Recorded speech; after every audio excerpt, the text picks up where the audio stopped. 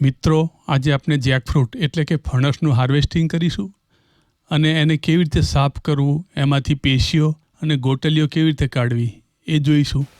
મિત્રો, આ ઝાડ આપણા આંગણમાં વાવી શકાય એવું છે, કારણ કે એનું થડ વધારે પડતું જાડું થતું નથી, જેથી દિવાલોને નુકસાન કરવાનો ભય રહેતો નથી. કાપતી વખતે દૂધ નીકળતું હોય છે, જે આંખમાં નહીં પડે એનું ધ્યાન રાખવું જોઈએ. આ 5 થી 6 વર્ષનું ઝાડ છે. એને 40 થી 50 ફ્રૂટ આવે છે. ફણસ દુનિયાનું સૌથી મોટું ફળ છે અને સૌથી વધારે ન્યુટ્રિશન પણ ફણસમાં છે. ફણસમાં મેગ્નેશિયમ છે, જે બોન ડેન્સિટી વધારવામાં મદદ કરે છે. એમાં ઘણા બધા એન્ટીઓક્સિડન્ટ છે, જે બોડીના સેલને ઓક્સિડેશન થતાં અટકાવે છે. ફણસના ઝાડ પાસેથી 2 વાતો જાણવા મળી. એક, જ્યાં સુધી આપણું સદ્ગુણોરૂપી થડ વજન ઉપાડી શકે એવું ના થાય ત્યાં સુધી ફળ આવતા નથી. બીજી વાત આગળ જોઈશું.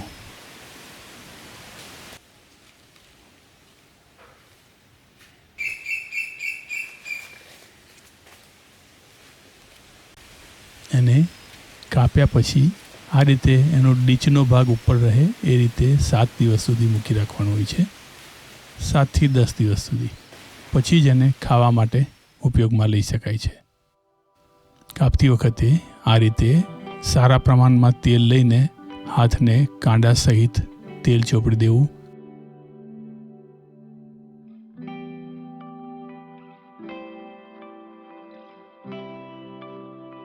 ચપ્પુને પણ તેલ લગાવી દેવું. જેકફ્રૂટમાં કેલ્શિયમ પણ છે, જે હેલ્ધી બોન, ટીથ અને મસલ્સ કોન્ટ્રેક્શન માટે જરૂરી છે. અને એને ઊભું રાખીને આ રીતે એનું ઉપરનું પડ છે એ જ કાપવું. જેકફ્રૂટમાં 7% ઓમેગા 3 છે. જે લોકો વિગન છે એને માટે બેસ્ટ સોર્સ છે ઓમેગાનો.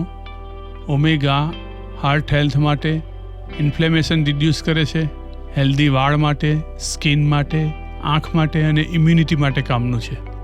ફણસના ઝાડ પાસેથી બીજી એ વાત જાણવા મળી કે દુર્ગુણોરૂપી આવરણો દૂર કર્યા વગર સફળતા મળતી નથી. આ રીતે એની પેશીઓને કાપીને ધીરે ધીરે બહાર કાઢવી.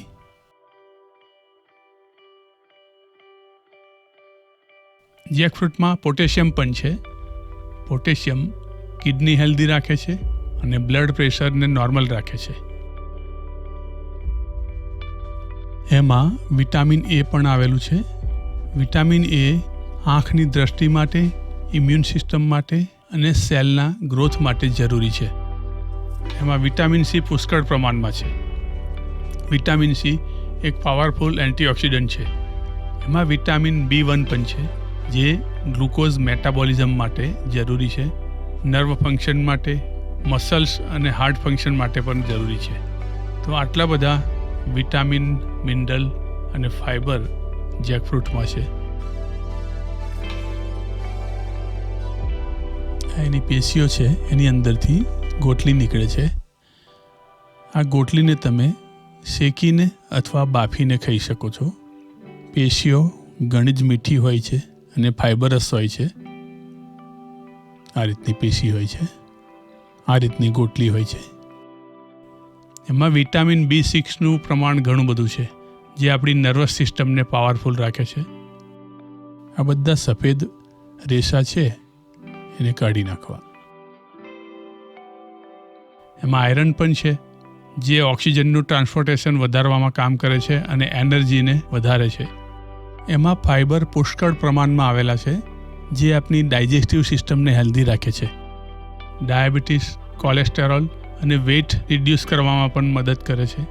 તો મિત્રો, ફણસ વિશે આ માહિતી મારે તમારી સાથે શેર કરવી હતી. આ માહિતી તમને કેવી લાગી એ જરૂરથી કોમેન્ટ કરજો. નેક્સ્ટ વિડીયોમાં ફરી મળીશું. ધન્યવાદ.